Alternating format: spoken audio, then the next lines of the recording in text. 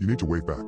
They called it the Devil's Elbow. You cross the river by an old concrete bridge, then the road swings in a lazy shape, which catches distracted drivers off guard. The left side drops off into a steep ravine, the right hugs a wall of trees. Hit that first bend too fast and you're toast.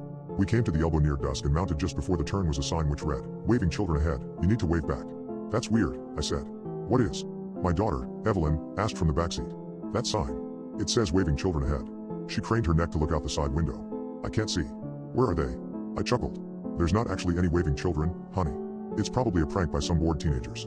Coming up on the elbow, I eased off the accelerator, and then, halfway across the second bend, my daughter pointed at the forest and shouted, "There they are, I see them.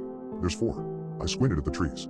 Sure enough, 30 yards out and mostly hidden behind a clump of bushes, was a group of tiny figures, barely more than silhouettes. In the rearview mirror, I watched Evelyn undo her belt so she could press her nose flat against the glass.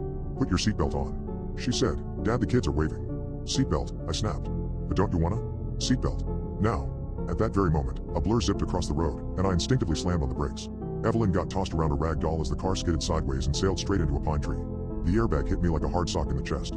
I was so utterly disorientated it took several minutes to pick myself up off the dashboard and unclip my belt. I was stiff everywhere, especially in my neck and shoulder, and my left thigh was painfully throbbing. I turned around and found Evelyn on the floor. There was a deep cut on the top of her skull which stained her long, blonde hair dark red. I shook her awake. "Evelyn, are you okay? Speak to me." She opened her eyes and groaned. "Dad, my head, it hurts." I could tell from her voice her head was swimming, a possible indicator of a concussion. All things considered, the collision could have been much, much worse, but we both needed urgent medical attention. I flicked on the cabin light and carefully lifted Evelyn into the front seat. "Wait here, honey. I'm gonna call for help." Outside, I could see the engine was completely totaled, and my phone said no signal. We were stranded. Just then, at the far end of a breakthrough in the trees, I glimpsed the childlike silhouettes once again. But the closest building was a gas station 3 miles back. What would a group of kids be doing out here in the middle of nowhere? Maybe there was a house close by? I cupped my mouth and shouted, "Hello." No response. Were they waving? "Where are your parents?" Nothing. Just more waves and a low murmur. "We need help, there's been an accident." The silhouettes vanished behind a clump of bushes. Terrific.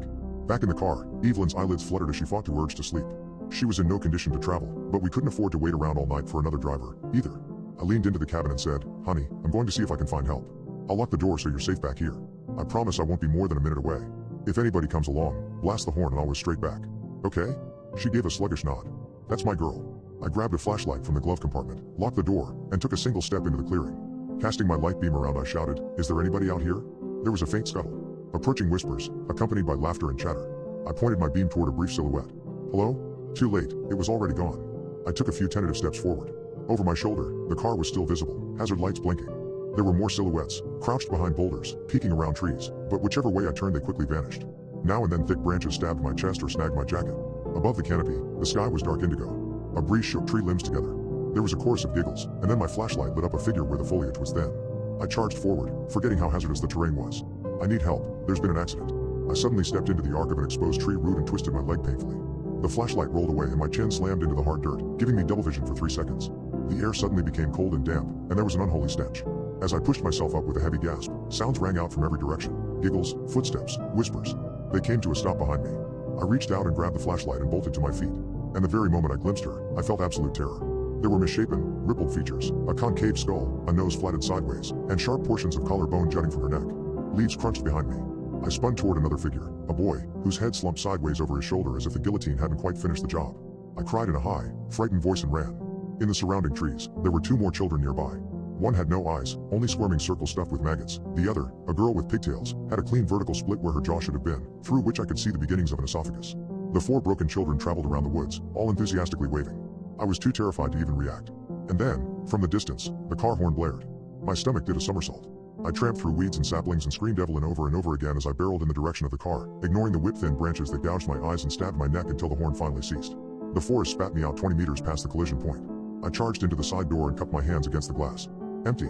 I quickly climbed inside and inspected the front seat, the passenger side, and the back. Hell, I even checked the trunk. My daughter was gone. I threw my head back and screamed until I thought my lungs would burst. And then, from the forest, I heard close giggles and whispers, sounds of kids playing. I spun around and pointed the flashlight forward one last time. Now, standing just beyond the tree line, there were 5 waving children.